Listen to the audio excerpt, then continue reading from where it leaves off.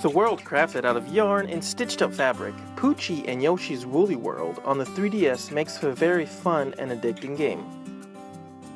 Akin to Kirby's epic yarn and somewhat of a spiritual successor to Yoshi's Island, this Wii U port delivers familiar gameplay, great music, and adorable graphics with a splash of story thrown in for good measure.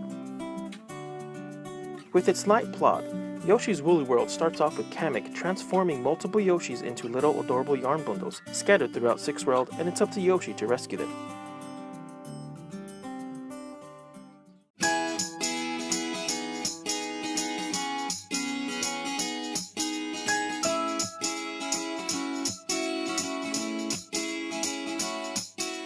Gameplay will feel familiar to those who've played Yoshi's Island back in the day, with Yoshi sucking up enemies, creating yarn balls, using a downward stomp and mid-air flutter.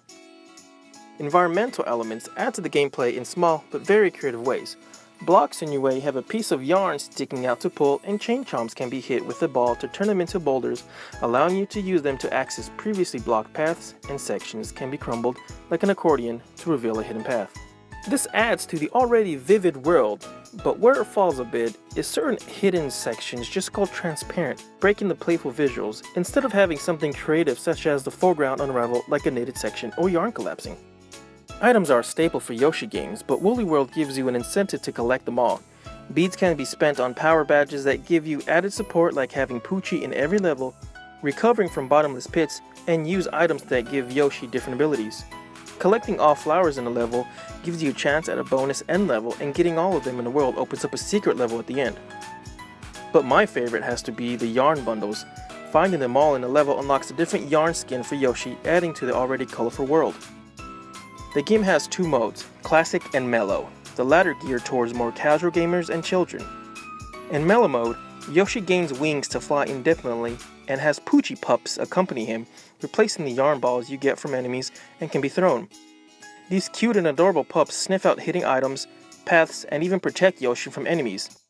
This opens up the game to a wider audience by making it more accessible, but still allowing players to play it in Classic mode.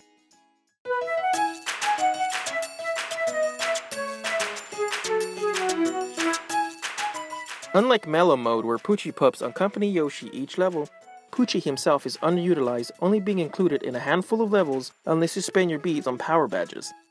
Being the first name on the title, Nintendo could have used him in a more creative way, giving gamers an excuse to replay this port. Even so, the player doesn't fully take control of Poochy, he's more like a sidekick, getting over and under obstacles, which leaves you unfulfilled. However, in Poochy Dash, the player takes control of the cuddly pup in an endless runner type game.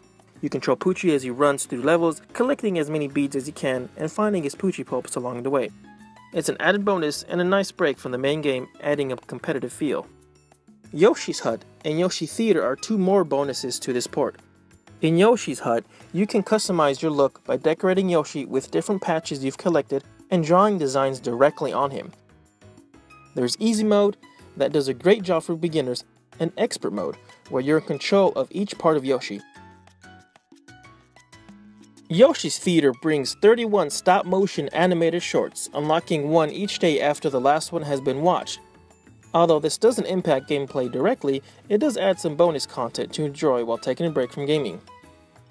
Overall, gameplay is what to be expected from a Yoshi's Island successor. Great platforming, fun mechanics, and its lively, inventive visuals bring Yoshi's Woolly World alive on the 3DS. Yoshi's Hut and Poochy Dash add to an already solid game, and collecting all the yarn bundles in each level gives it that just right replayability.